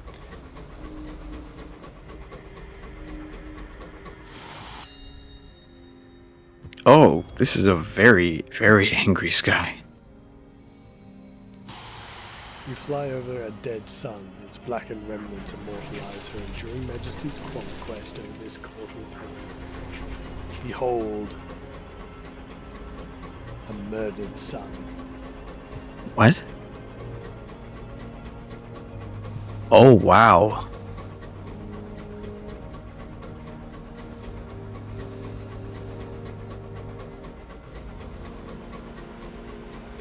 It looks like it, like, flash solidified with its, like, its magma. Monument reads, "Be ye also."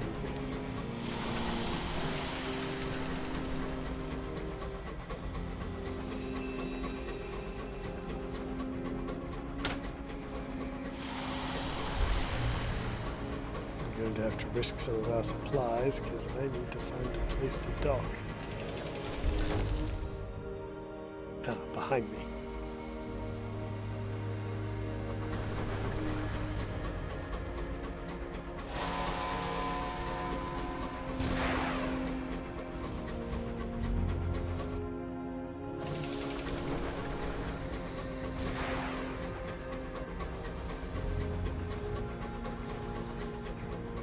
Lights off.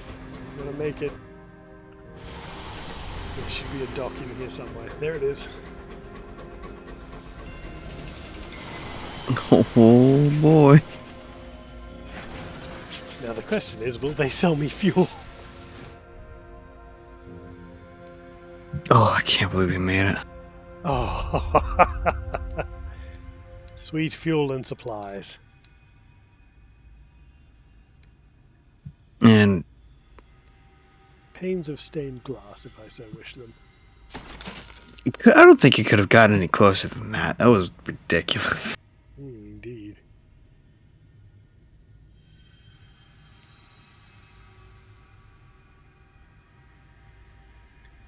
Kensington Station is tucked into a side chapel. An elderly footman is lighting candles while waiting to guide visitors into the mausoleum proper.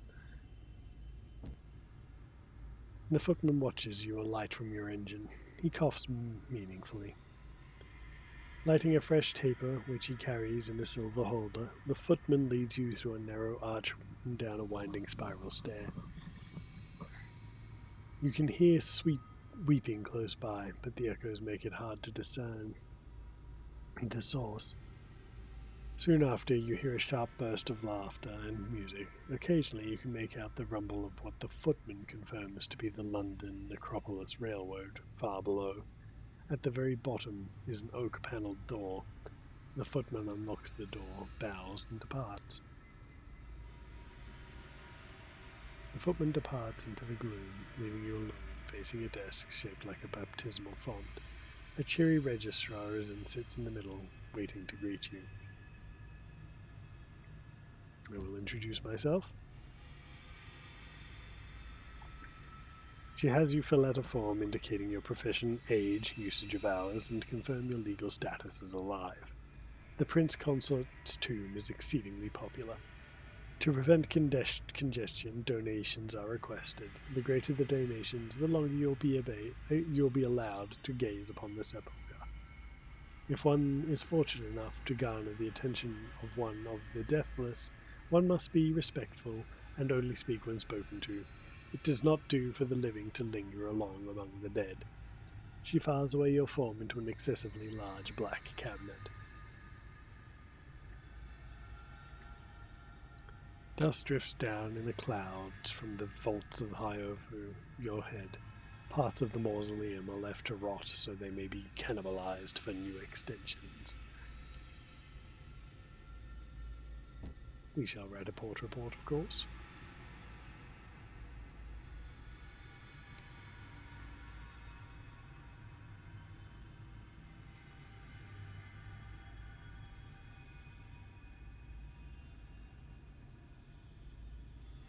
Oh man, we could think about the busted up sun. The corpse of Albion's old sun is visible from the great rose-coloured window. We succeeded. Smoke still rises from the sun's smouldering core. The wound that slew it is clearly visible. A great rent torn in one side. Starsoft, long since cooled to the colour of coal, spills into the sky.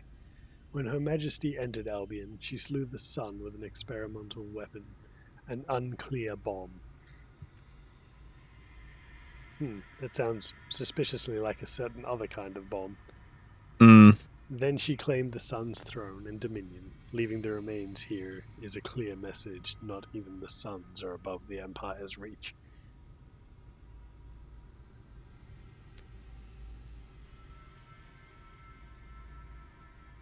I think someone wanted to do something here.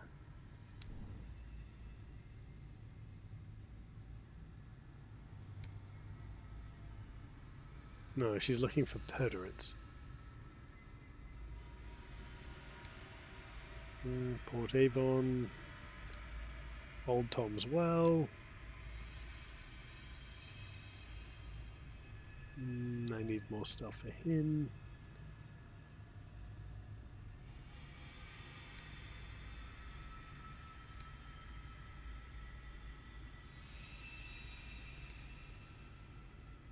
Yes, we do need to return to Port Avon, so perhaps we will do that after we hand back in our pork reports here.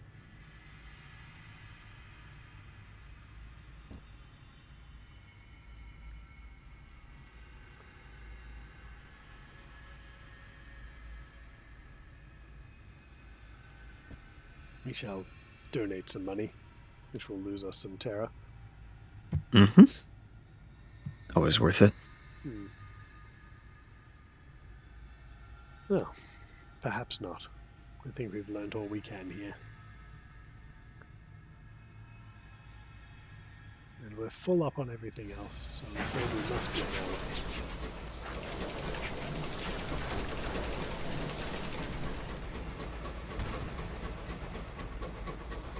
But this does get us a good amount of experience, which we need. Oh! It's not nice, but it beats 69. And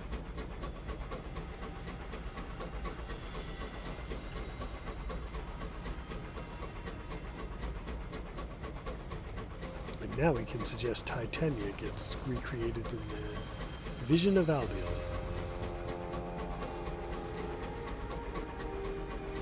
That's nice, 69.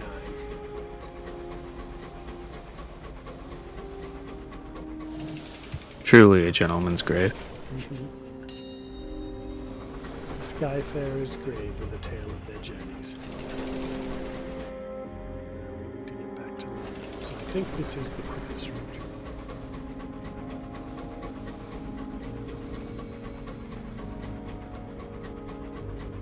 I might spit you out right where that question mark was. Oh, we don't need the light on. Let's just let the terror grow.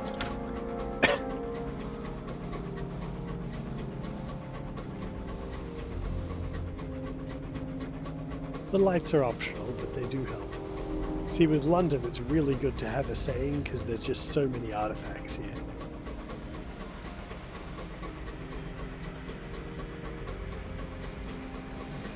The HML Peltonate. Yes, this is the fastest route back to London.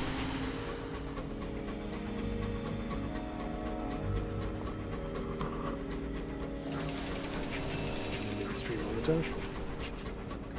Good day, sir.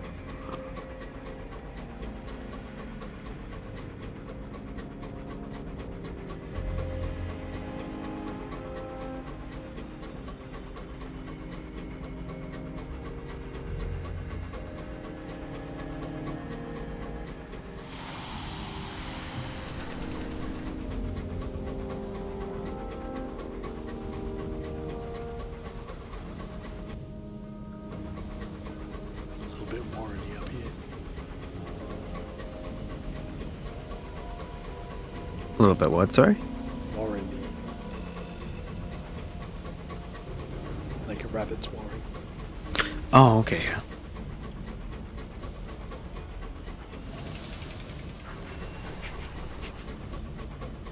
A PB&J roll-up? What are you rolling it up in? I do not know what this is, but it sounds terrible. You've piqued my interest. What is it? Oh, a peanut butter fajita? PB&J fajita? Oh, interesting.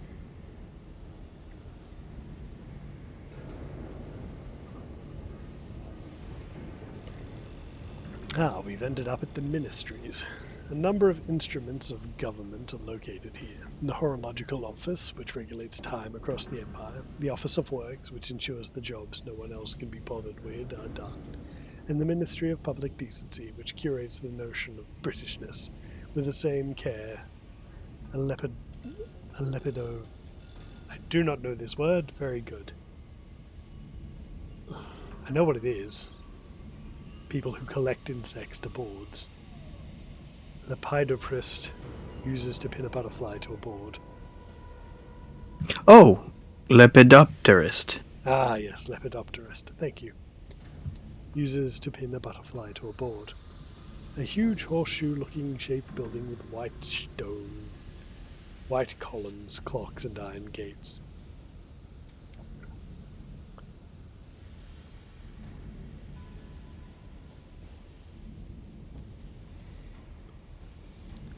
The Congress Secretary gives you a brilliant smile. Well, that sounds entirely apostate. Take a seat, dear. She writes a note and inserts it into a pressurized delivery tube by her desk. 15 minutes later, a genial auditor arrives. A portly fellow with a white wispy-cut mutton chops. Pleasure to meet you, citizen. Let's go to my office, shall we? He leads you through a labyrinthine corridors to a new bust of the Empress. A new bust of the Emperor seems to wait around every corner.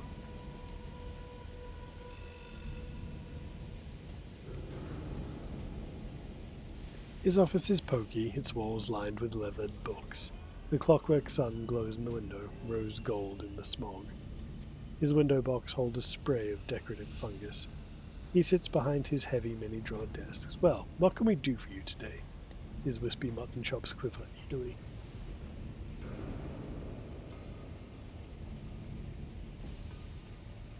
What threats imperil Albion?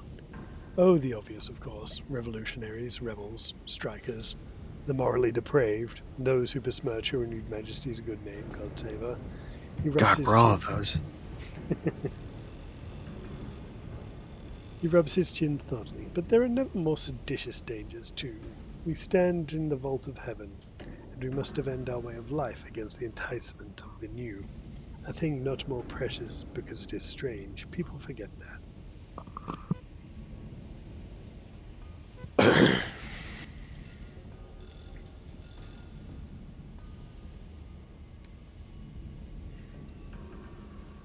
Port report time.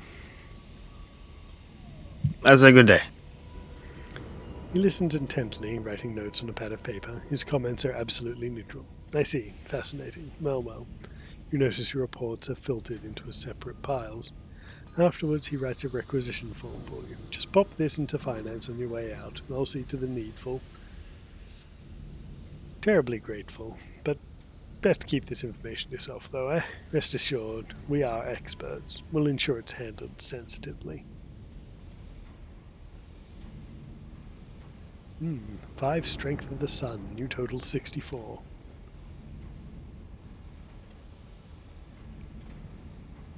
Praise the fire, son.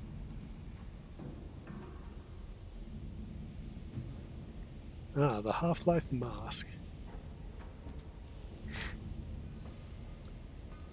Oh, really? They've got a Gordon Freeman face up here? Apparently. He hands over a luxurious cream card with flowing gold script. Is there a better example of importance than our work? The bloom of British youth preserve the flush in their innocence. It tests a chap's stiff upper lip, it really does.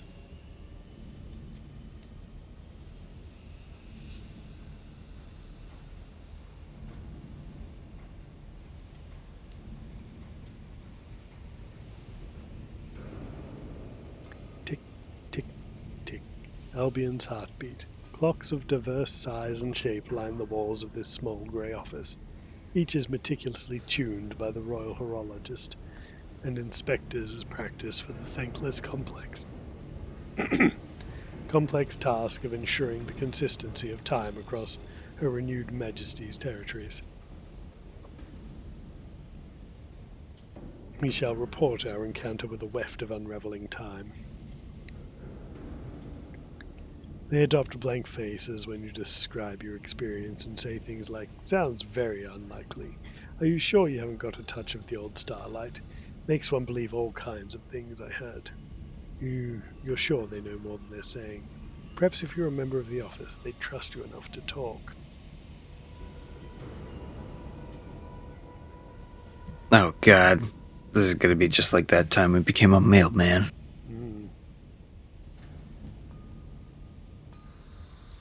A job for serious people. The chief horologist looked surprised at your inquiry. Horologists tend to be cut from a specific cloth, a rather greyer fabric than that worn by a skyfarer. However, you have the right to take the examination if you wish. He blows off the dust off a textbook and bids you sit down. No calculation devices or writing implements are permitted. Well, it's a good thing you're taking the test, not me.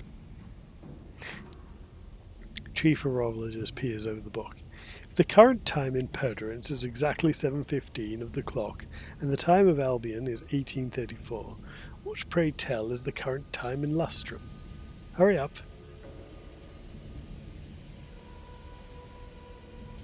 Your answer is written down. That is your answer. Very well. We shall continue. And now a tricky one, perhaps, the chief horologist coughs. The train from Barbizon Workworld arrives at 11:30 in London. The current time shown on the Master Barbizon clock is, he winces, 14:30. If the train took exactly 1 hour to make the journey, it does not, of course, I merely offer this as a hypothetical for the sake of testing, what would the accurate time of its original departure be from the work world?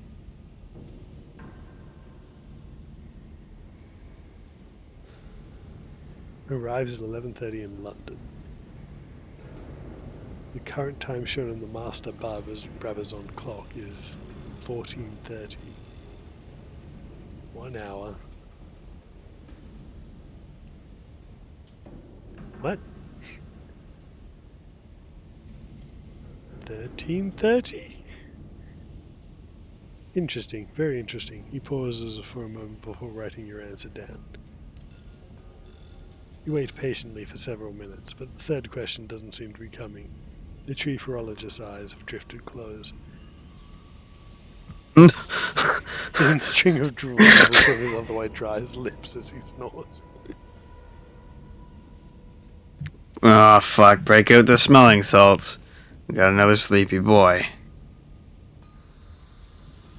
Oh, yes, excuse me. He glances at your answers. Oh dear, well, I see little point of continuing with the other 248 questions. I'm afraid you simply don't have what it takes. Do not be chastened. A pause. Perhaps a little chastened. There is only 1 clock of Albion. All else is inaccuracy. Got it. Gonna make you spend a whole month?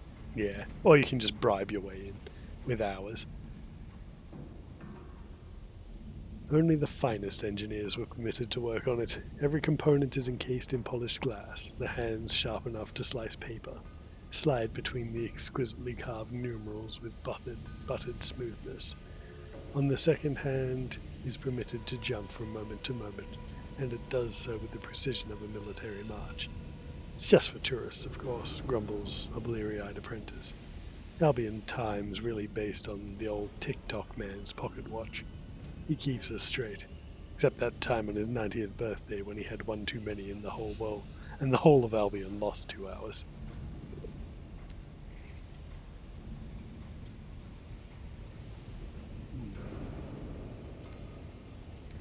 Well, no shops at the ministries.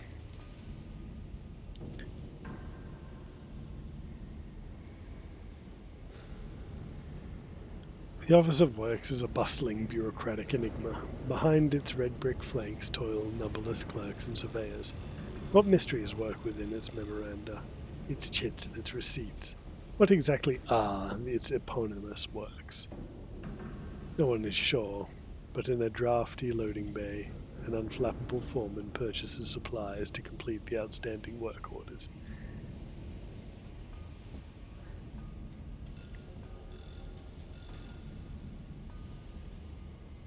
The Office of Works, God bless her, has a very particular requirement. Very particular. Let's have a look.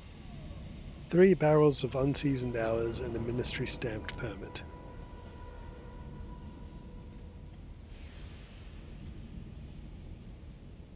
Okay.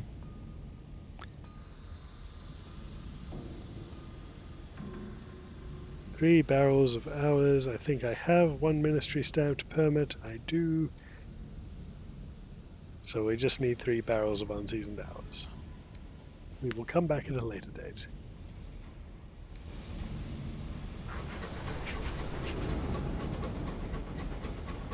But I think for now I'm going to head back to London, and then I think we'll finish up for the night. What do you think?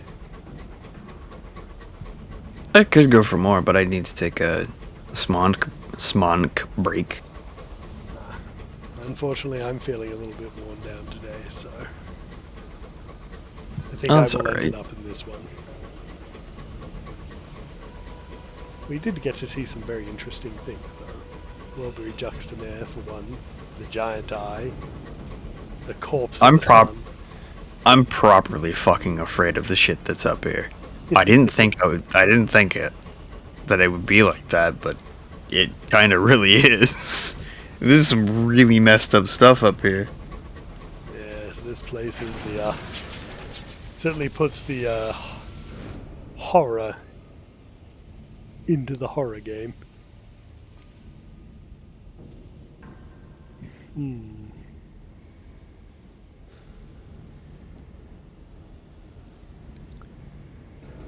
I Payout might time. sell some of this crap off, actually, because I do need some money. And this caged catch hasn't come into much of a handiness. And they're always hungry for tea here. And stained glass. And this thirsty bombazine as well. Making a real good haul. Yeah, 980. That's not bad at all. 1568. Macrofusions asks if we've met the Halved. I don't believe we have.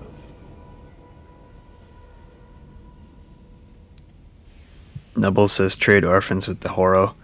Kai says you should be afraid of the things in the sky. The sky isn't forgiving. The sky isn't cuddly or kind. The sky is hostile, will kill you, will lick the strips from your flesh from its toothless, unending maw. It do be like that, yes. Yeah, MR do be like that sometime. Ooh, we can get the Portsmouth House Jubilee now. It does cost 1880 though. We'd need to sell one of our weapons just to afford it. Oh, I didn't notice that climbed up to 16k for... We made it. People are making some solid goob. I might just duck up to the ministries, because I've just realized I had 3 barrels of unseasoned hours. Oh, and storage, yeah. Nice save. Well, that's pretty good. We can round that off quite nicely. No need for another prediction, because we're literally just going up and around the bend.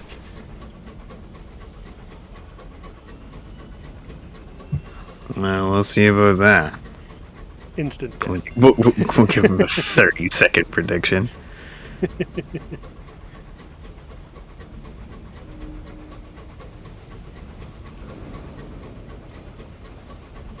Alright, you got 30 seconds, go! Slam him out there!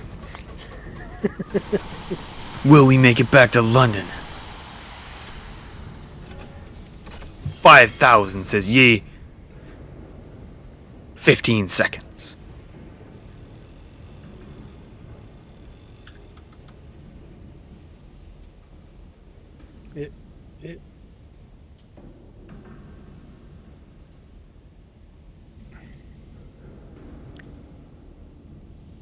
Alright, Zen, you're gonna have to close this one. Uh-oh. I just bid on it. What do you mean, uh-oh? I bid on it. Uh-oh! Uh-oh, SpaghettiOs. Well, we done fucked that up, ladies and gentlemen. We're gonna have to sucker somebody in who might be able to help us. We have made a mistake, and we're sorry. We done pulled a whoops. Oh, dear. Worst case scenario, I can just refund everyone's goob, I think.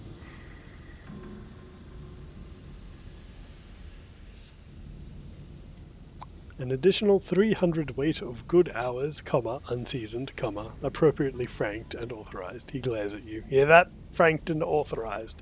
None of your contraband.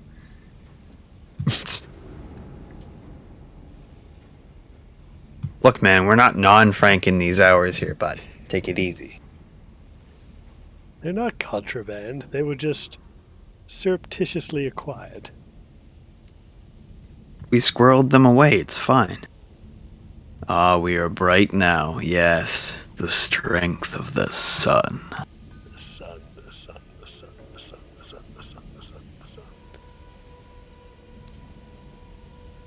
Well, they need more of the same. That's good. It pays 350 per.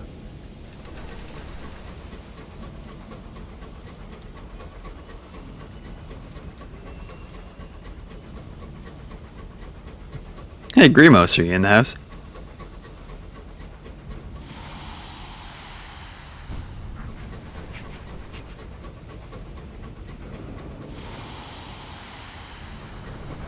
Yes, good point, Dilf. I should repair. And is there any way that you could possibly close that poll, or just check? He's a moderator. He should be able to. We might have pulled a whoopsie.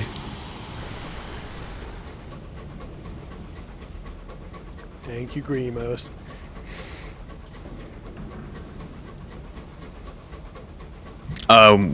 Well, returning to London will win. I believe that is Yi. Yes, that is he. I have survived against the odds. Yeah, there was a truly butt pucker of a voyage right there. Oh dear. So Thank how you many very much, Grimos. Thanks very much.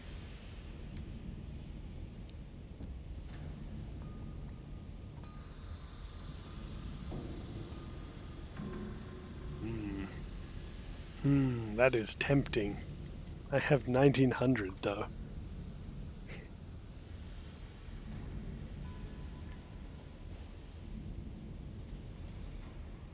We could get the sneeze lurker. That just sounds great. Secret of success in life is to be ready for opportunity when it comes, a mind favoured by captains eager to bedevil pursuit. Oh, we do get pursued a whole lot. Yes, some people do have a lot of pursuiting on us. How much does that cost? 1100. Maybe we should save our money. Especially because it's just mines. Yes. Although I'm sure we could make devilish use of them with our proclivity to walk into absolute battlefields. We do this. Bronze wood for Parliament. 5 consignments of good bronze wood for vital restoration to the parliamentary undercroft. And words in the wind, literature for the avid horizon. Those who remain in the avid horizon are desperate for diversion, distraction, or escape. The authorities will pay for 3 consignments of more recent ministry-approved literature to keep their charges content.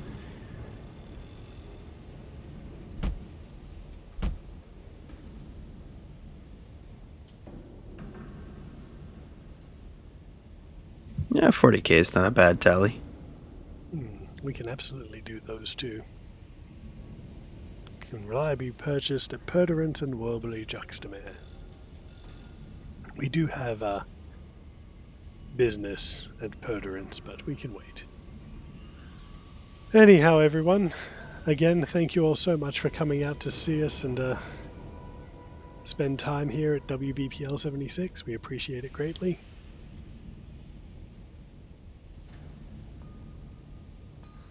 I'm gonna head off. Sorry.